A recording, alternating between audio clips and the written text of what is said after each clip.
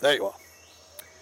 You join us here in the forest of Slovenia, where we're on the trail of a creature steeped in mystery and intrigue.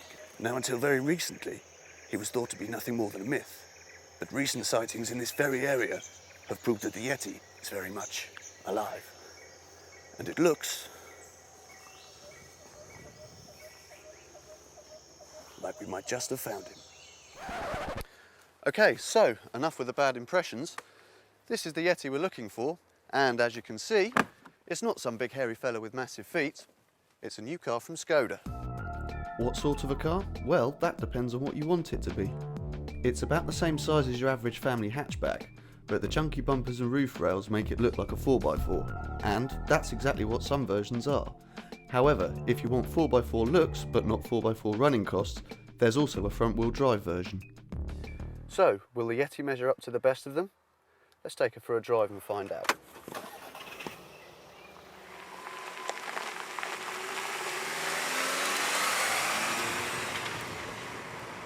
The first thing that strikes you about the Yeti is how comfortable the ride is. The roads in this part of Slovenia are quite similar to the ones back in the UK.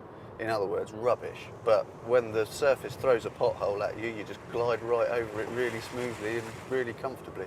The cushy ride doesn't mean rubbish handling though, far from it. Yeah, the body leans over a little bit as you go into a bend at moderate speed, but it's not like it's lolloping around all over the place. And considering the height of the car, it's really not bad at all. There's loads of grip too, so it feels really secure in a bend. And although the steering hasn't got a lot of feedback coming through the wheel, there's a really nice meaty weight to it. Refinement might just be the Yeti's strongest point though. There's barely any road noise at low speeds, and to be fair, it doesn't get much louder when you're pushing the 70 miles an hour mark. Wind noise isn't too much of an issue either, and the only time you hear the suspension doing its thing is when the pothole you're tackling is an absolute monster.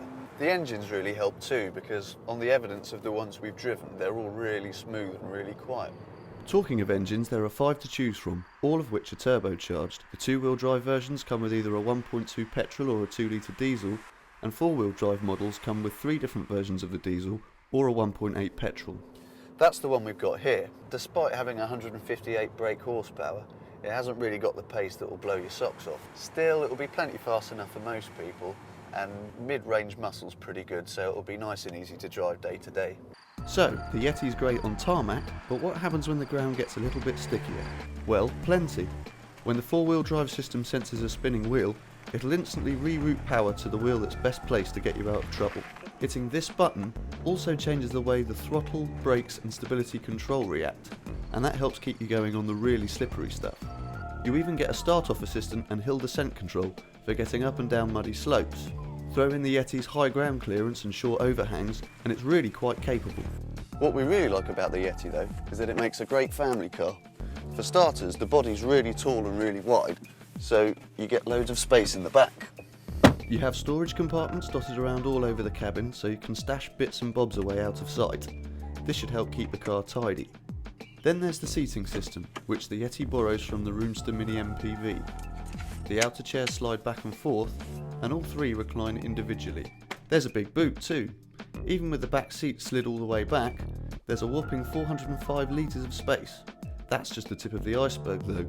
Depending on what you need to carry, you can fold each of the rear seats down individually, tumble them forward, or remove them completely. Make sure you've eaten your sugar Wheaties though, because lifting the chairs in and out takes a bit of strength. Prices haven't been announced yet, but we reckon the Yeti will start at around £14,000. Each of the 3 trim levels should be well equipped too. So, what do we make of the Yeti? Well, we're big fans. It's quiet, it's comfortable, it's good for the family, and like the big hairy chap it's named after, it's good in the wilderness. If you're thinking about buying a Qashqai, the Yeti might just make you think again.